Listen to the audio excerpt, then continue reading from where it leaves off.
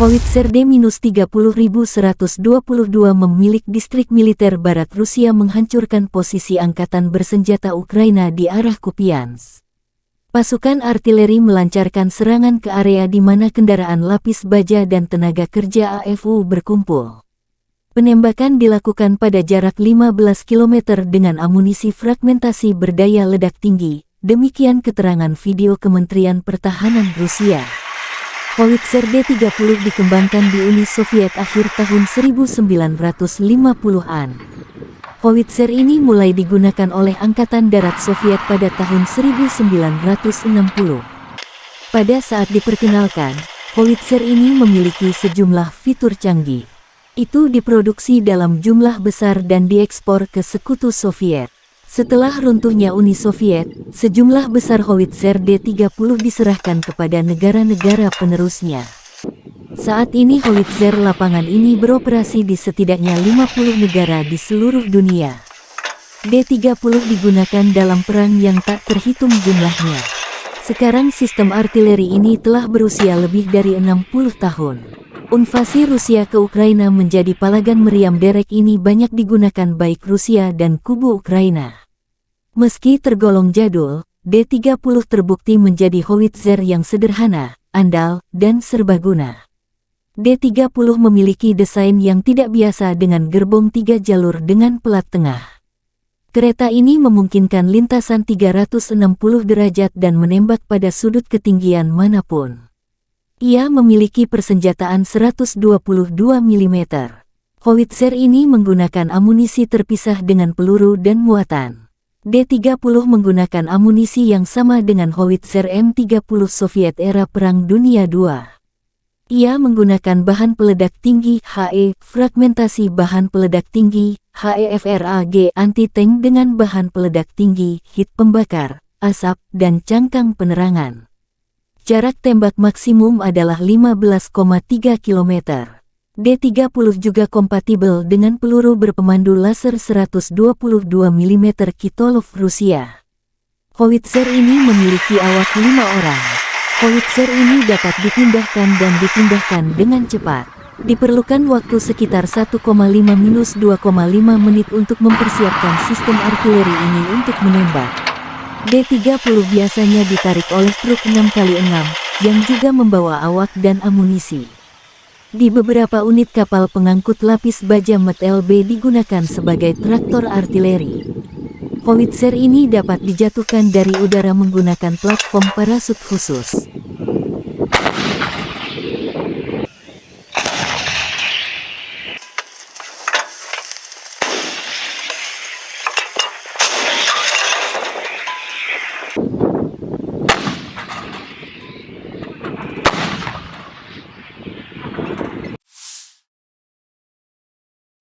Militer Rusia merilis rekaman video menetralkan prajurit angkatan bersenjata Ukraina yang sedang berupaya menyeberangi Sungai Dnieper dan mendapatkan pijakan di pulau-pulau untuk mendarat di tepi kiri sungai. Unit Ukraina diserang dengan peluncur roket TOS-1A sistem penyembur api berat Solntsepyok. TOS-1A melenyapkan detasemen sabotase AFU yang diidentifikasi oleh operator pengintai dan UAV.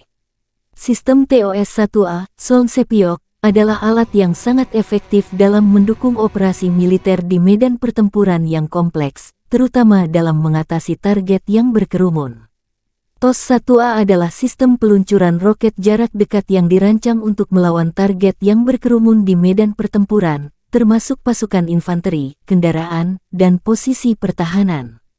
Sistem ini menggunakan roket berkaliber 220 mm. Rentang efektif sistem ini biasanya mencapai sekitar 6 hingga 7 km. Roket penghisap oksigen ini dilengkapi dengan beberapa tabung peluncuran, yang memungkinkan peluncuran beruntun dan cepat terhadap target yang berbeda. Roket yang digunakan oleh TOS-1A biasanya memiliki hulu ledak berjenis pembakar, yang menghasilkan efek tembaknya berupa nyala api yang luas.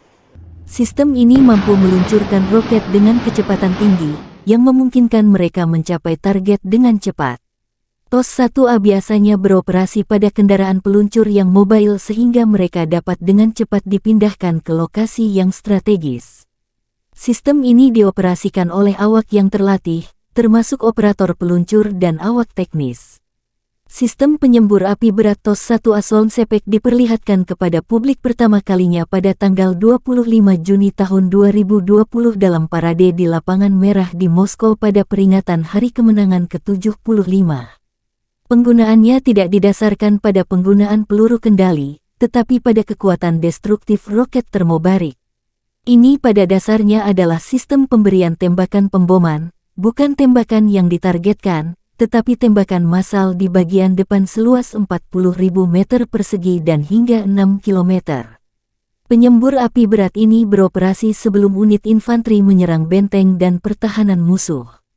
Menurut pabrikannya, TOS-1A mencapai keberhasilan 100% di area seluas 40.000 meter persegi, dengan total peluncuran 24 roket. Perlu dicatat bahwa selain Rusia, senjata ini juga beroperasi di Aljazair, Armenia, Azerbaijan, Irak, dan Kazakhstan. В районе ожидания. Это механик-наводчик отделения огневой поддержки, позывной «Бабка». Наводчик-оператор боевой машины «Кузя».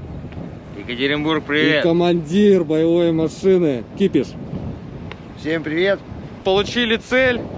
Выдвигаемся в район выполнения задачи на огневую позицию. По местам!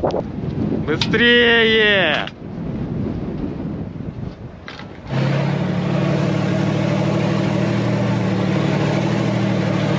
Я командир боевой машины.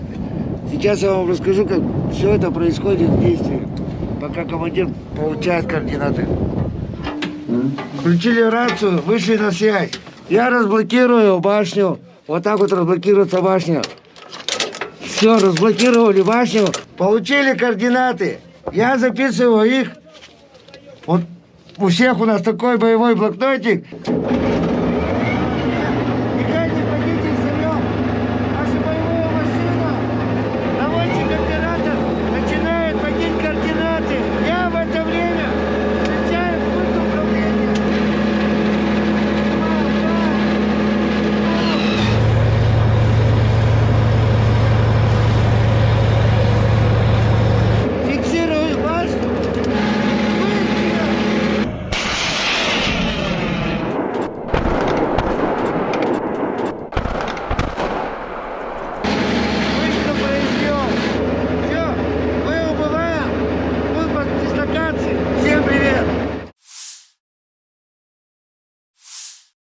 Helikopter pengintai dan serang K-52 Rusia menetralkan musuh di arah Krasnolimansk. Setelah menerima koordinat target, pilot helikopter serang K-52 memasuki jalur tempur dengan kecepatan sekitar 250 km per jam. Dengan menggunakan sistem rudal anti-tank Viher-M, para kru menyerang kendaraan lapis baja musuh dengan sangat akurat. Untuk menghancurkan tenaga kerja dan target area, seperti benteng musuh, digunakan rudal pesawat S-8 yang tidak terarah, yang peluncurannya dilakukan dengan menggunakan teknik pitching. Selama pekerjaan tempur, awak K-52 menghancurkan kendaraan lapis baja dan benteng nasionalis Ukraina, demikian pernyataan resmi Kementerian Pertahanan Rusia. K-52 merupakan pengembangan lebih lanjut dan versi 2 kursi dari K-50 Hokum yang terkenal. Helikopter serang ini mulai beroperasi dengan Angkatan Darat Rusia dan produksi skala kecilnya dimulai 2008. K-52 adalah salah satu helikopter serang tercepat dan paling bermanuver karena 2 rotor utama yang berputar berlawanan koaksikal. Armor kapal tempur ini tahan terhadap serangan proyektil 23 mm. Pilot duduk di kursi lontar. Kapal tempur ini dipersenjatai dengan meriam 30 mm dan hingga 12 rudal anti-tank Viher. Pesawat ini juga dapat membawa roket terarah dan rudal udara ke udara Igla-V. K-52 dilengkapi dengan sistem manajemen medan perang dan dapat bertukar data dengan helikopter lain, serta sumber pihak ketiga. Helikopter ini juga diperuntukkan sebagai pos komando udara sekelompok helikopter. Ini menyediakan deteksi target dan mengkoordinasikan serangan. Helikopter ini banyak digunakan selama invasi Rusia ke Ukraina sejak 2022. Ada banyak kasus ketika K-52 terkena rudal permukaan ke udara yang diluncurkan dari bahu, namun berhasil melakukan pendaratan terkendali.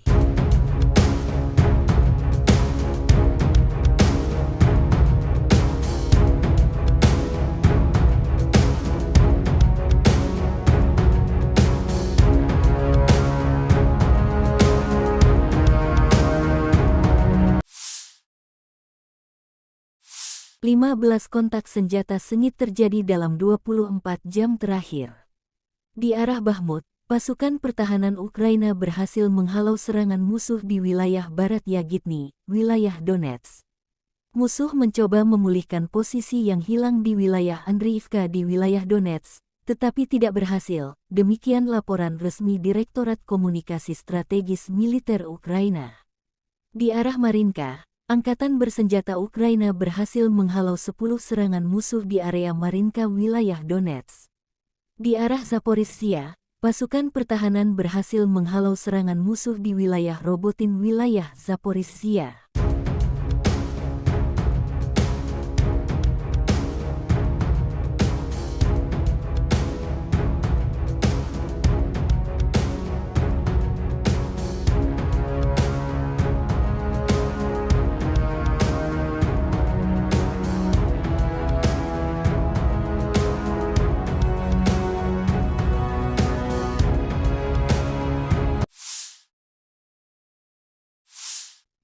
Angkatan bersenjata Ukraina melakukan operasi ofensif ke arah Melitopol. Tindakan ofensif penyerangan ke arah Bakhmut menimbulkan kerugian tenaga dan peralatan pada pasukan pendudukan, menguras tenaga musuh. Penerbangan Angkatan Udara Ukraina melakukan 16 serangan terhadap area konsentrasi personel, senjata dan peralatan militer dan 2 serangan terhadap kompleks rudal anti pesawat musuh. 3 titik kendali, kompleks rudal anti pesawat, 9 artileri, 1 depot amunisi, dan stasiun EW musuh dihantam oleh unit pasukan rudal.